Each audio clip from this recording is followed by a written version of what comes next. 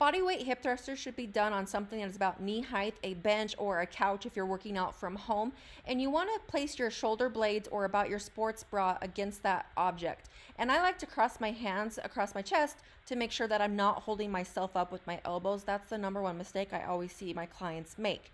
When you are pressing your hips up into the air, if you feel it in your hamstrings too much, your feet could be too far out from underneath you. So you want to make sure you scoot those heels back right underneath your knees and press your hips up about knee height, keeping your core nice and tight.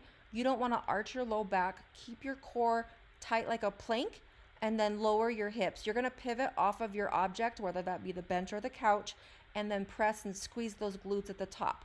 One other tip to help not arch your low back is to not put your chin up in the air like this. You want to tuck your chin, almost try to make a double chin. This part is very important. This is what we use as trainers to help the client not hurt their low back and to really use their glutes.